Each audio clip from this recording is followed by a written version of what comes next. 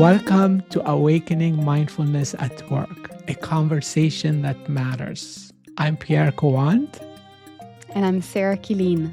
We are bringing to you conversations and practices to cultivate presence, calm, and balance in the workplace. Welcome to this new episode of Awakening Mindfulness at Work. I have a special topic to discuss with you today, Pierre.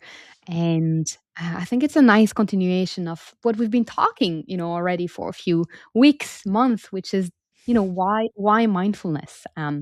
We've already discussed how mindfulness helps us increase the quality of our lives, how mindfulness helps us manage stress. We've already covered a lot of that. I would like today for us to talk about how mindfulness can help us through life changes and impermanence. Because the truth, it is the truth of impermanence. It is that everything changes all the time. We have, as human beings, we have a tendency to control, to try to manage, and it doesn't always go well with the nature of this changing world, right? That this changing life constantly changing, and when, especially when something unpleasant happens, we have this evolutionary conditioning to first react, try to fix, get rid of it. But we also have the power to pause, and with that pause, to really understand what's going on, to give space and to come back. This is the gap between the stimulus and the response that Viktor Frankl very famously quotes. So we can ask those questions, how am I dealing with change? You could ask yourself that question right now. How are you dealing with change? What is your typical ways of reacting? You know, so that's one of the first points I'd like to talk about with you today is this tendency we have to jump in, fix, react, manage, control, and this resistance we have to allowing and not to resist the flow of life. So wondering what your first thoughts are. Uh, yeah, this is really cool and timely because I think right now we're all dealing with changes at all levels. In addition to our personal lives, the world is changing, our jobs are changing, AI is changing everything. The current environment is includes a lot of change. People, I know so many of our dear kind of community members and organizations we work with, a lot is changing for them. The funding, the uncertainty. Yeah, so I thank you for bringing this topic, and I look forward to kind of digging deeper into it. Mm, great. I think one of the things we can look at now is some of the typical ways we hold on to pleasant things and we avoid unpleasant things, because this really plays a role in how we react and how we navigate change. So you can think about all the ways we hold on to the pleasant things. We want more of this. We don't want it to stop. We don't want to let go of that, that happiness. And that's when sometimes we get addicted, right? Whether it's shopping or games or screens or whatever it is, we get attached. We're gonna get attached to the approval, to the safety we get from others. So when other people change, when they get critical, or when they leave, or when they, even if it's constructive feedback that they give us, it's like our worlds are falling apart, right? That's also part of change. When people around us change, how do we deal with how they relate to us? And it's this really, this attachment, I think, is part of it's at the core of this topic as well, of impermanence. Is what if we are attached to ways of being as well? What if we're attached to being cheerful or being positive or doing things right or being perfect or being the person that people like? Or there's all kinds of attachments we can experience that Mhm. impact our ability to lead to deal with change. And on the other extreme, we tend to run away from what's unpleasant, so falling into resistance when we notice we don't like an experience, and that makes it hard to really be present and be with the flow of what's happening, because we're so focused on trying to push it away. And there's this equation that we've already mentioned a few times of suffering equals pain times resistance, where pain can be the change. And pain can be the change, resistance can be the worry. And what if we were not resisting anymore? Then change would flow. Change would just do its thing, which is just change, right? So what happens if there's zero resistance? What happens if we embrace that change and that flow of life? So that's another few points I wanted your insights on. I think this idea of we become so attached to like things when things are pleasant and we really like them, and we become so attached to them being pleasant to the point that we start to experience fear because we want things to be pleasant. We fear that they're no longer pleasant, and it's an interesting paradox that our attachment to something that's pleasant and something that may be happy can cause us to become unhappy. So it's almost like there's a balance where, yes, we can enjoy things that are unpleasant, with keeping in mind that this is passing, and that they won't last for too long. This is back to the topic of impermanence, and somehow being okay with that, and not just being okay with that, realizing that unless we're willing to let go of that pleasantness, we are going to create probably more suffering. So it's an interesting kind of paradox. Mm. Yeah, it's a very strong point you're making there as well. With fear being a very vocal character in that play, right? A very vocal actor in there. Often when there is change, which often comes with uncertainty, Mhm. the other side of the coin is fear, which can be excitement as well, right? Fear, depending on the beliefs that are there, depending on so many things. Fear can be exhilarating. There's this aspect of I'm so excited, and I'm a little bit afraid at the same time, because I'm getting out of the comfort zone. I'm getting into something new, into a new chapter, new universe, new routine, new. Mhm. um so fear is a strong one, and I think what fear does as well is fear makes us contract, right? Physically, I mean, Mhm. physically, mentally, emotionally, I mean, on all levels.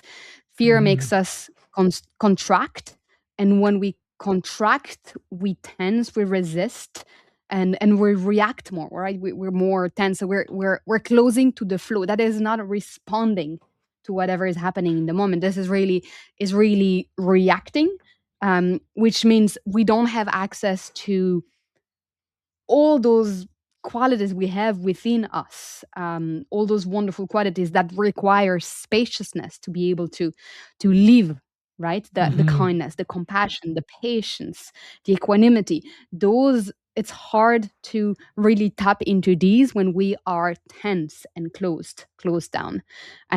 So the practice here, and I know we're sharing one of those practices, one of those meditations in another episode, is to try to allow what is here to move through, whether it's a feeling in the body, an emotion in the body, a thought in the mind, or an event in our life, right? Allowing it to move through, kind of opening to that flow of life. If there's fear, feeling the heartbeat, and responding with presence to navigate change wisely. The quality of our presence, the texture of our presence will really define how wisely we'll be able to navigate that Mhm. change. Because strong feelings are a part of life, right?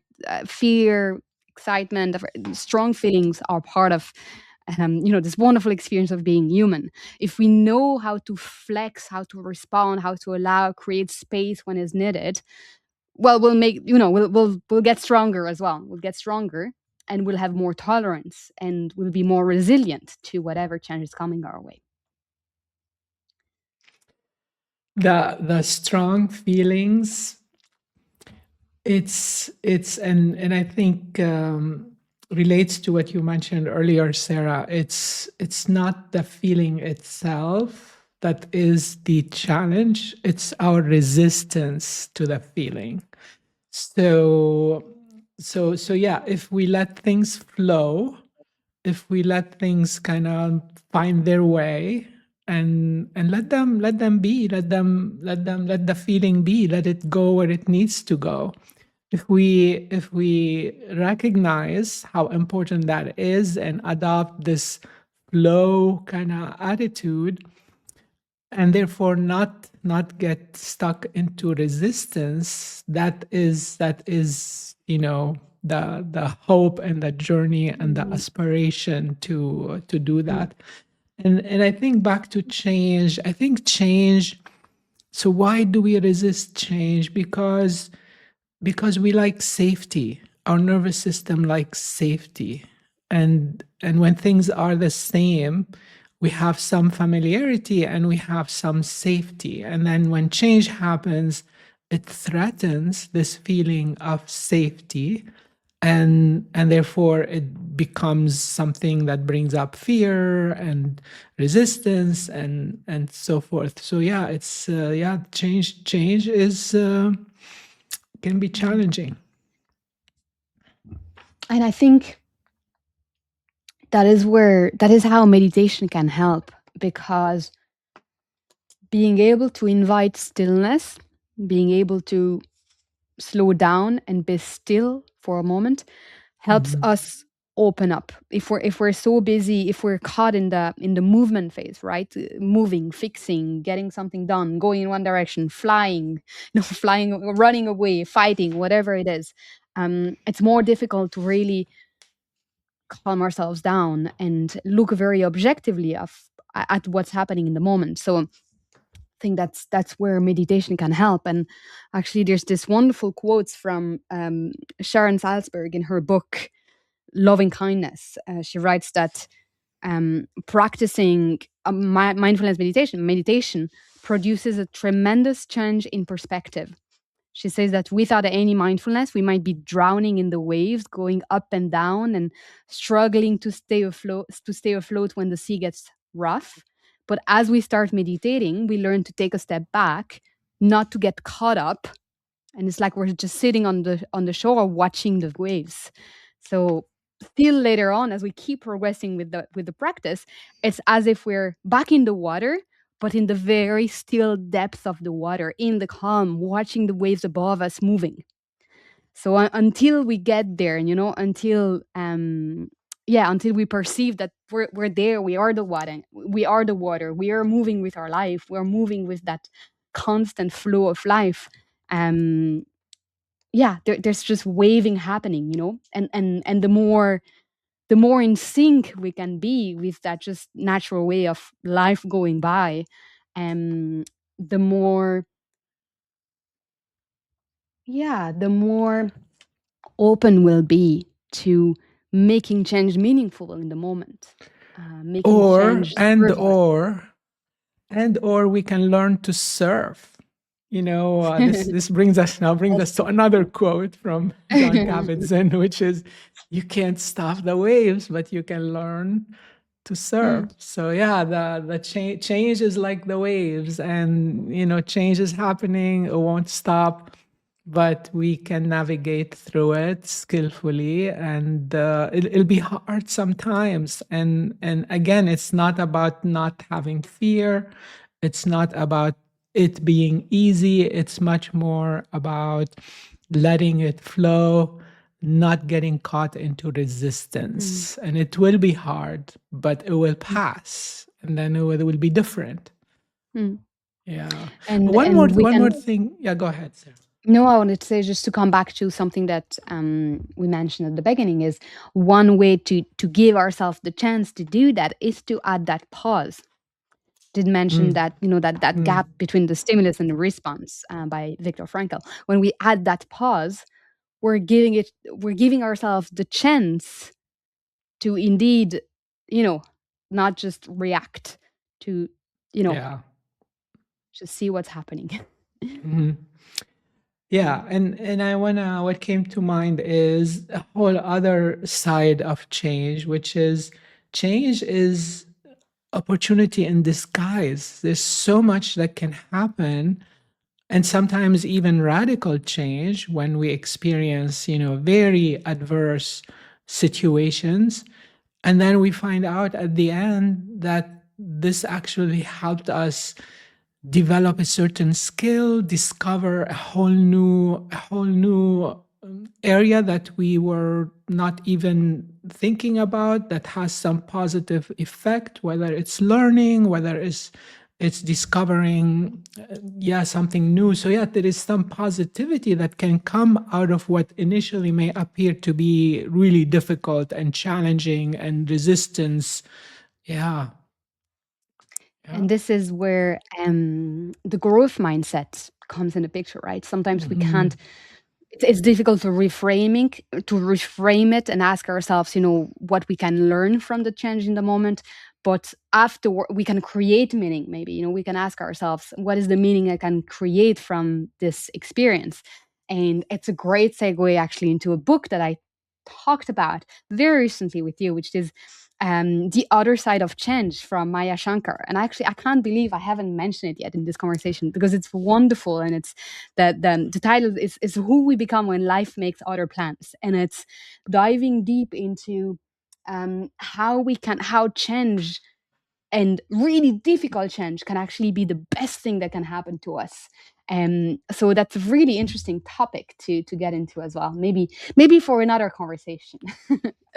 um, but yes, thank you so much for those insights. Let's surf the waves, and let's dive, let's be under the wave and just still noticing, enjoying, um, and that's a lifelong practice, as we talk about very often. All right, it's a lifelong practice. It depends on so many dimensions of our well-being. If we're tired, if we're sick, if we're, depending on how we're feeling, that impacts our ability to surrender to change Mhm. as well, and to be able to respond, with wisdom to it. So, how would you like to? What's your word of the end for this episode, Pierre? Let's keep surfing. Yeah. Thank you so much, and I'll see Thank you, you Sarah. next week. Thanks, Pierre.